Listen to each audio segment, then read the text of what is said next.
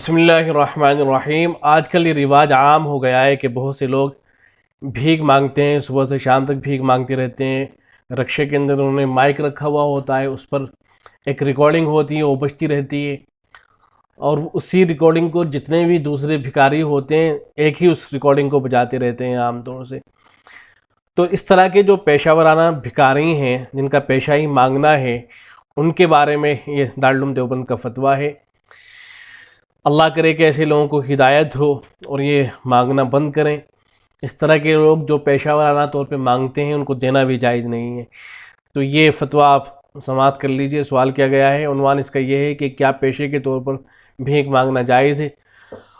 پھر سوال میں لکھا ہے کہ کیا فرماتے ہیں علماء کرام پیشہ ورانہ بھیک مانگنے کے متعلق۔ نمبر ایک شخص صبح سے شام تک روزانہ بھیک مانگنے کے لیے نکل جاتا ہے، رکشے پر مائک لگا کر بھیک مانگتا ہے، کیا اس کا یہ فعل جائز ہے؟ نمبر دو، بعض عورتیں بیٹی کی شادی کے نام پر بھیک مانگتی پھرتی ہیں، کیا شادی کے لیے بھیک جائز ہے؟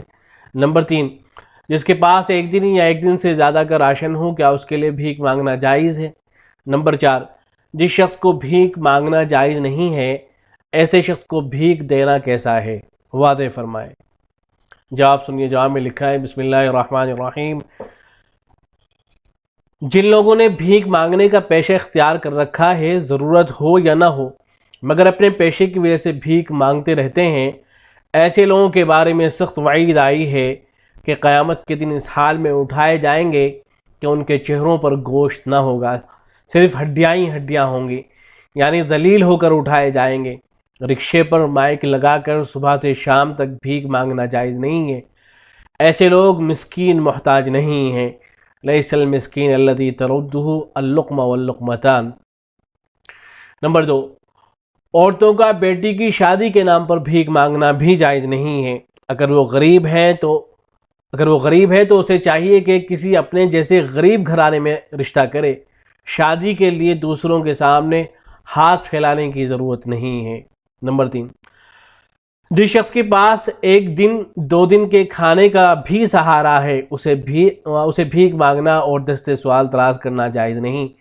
جو شخص اللہ کو چھوڑ کر دوسروں سے مانگتا پھرتا ہے تو اس پر ایسا وبال اللہ کی طرف سے آتا ہے کہ زندگی بھر دوسروں سے مانگتا ہی رہتا ہے، اس کی ہوس کبھی پوری ہوتی ہی نہیں۔ نمبر چار، اگر آپ کو اس کے غریب اور محتاج ہونے پر شرح صدر نہیں ہے تو آپ ایسے پیشہ وروں کو نہ دیں۔ ایسا شخص جس کے بارے میں آپ کو اعتماد ہو کہ یہ واقعی محتاج ہے، اس کے یہاں فاقہ ہوتا رہتا ہے اور اس کے چہرے سے بھی فاقے کی علامت ظاہر ہوتی ہے تو اسے دینا چاہیے۔ تعرفهم بسیماهم لا يسألون الناس الحافا۔ تو بہرحال ایسے لوگ جو پیشہ ورانہ طور پر مانگتے رہتے ہیں اور ان کو ضرورت نہیں ہوتی ہے لیکن بس انہوں نے پیشہ بنا رکھا ہے، تو ایسے لوگوں کو دینا جائز نہیں ہے، ان کو نہیں دینا چاہیے۔ ہاں، ایسے لوگ جن کو واقعتاً ضرورت ہے ایسے لوگوں کا ضرور تعاون کرنا چاہیے۔ السلام علیکم ورحمۃ اللہ۔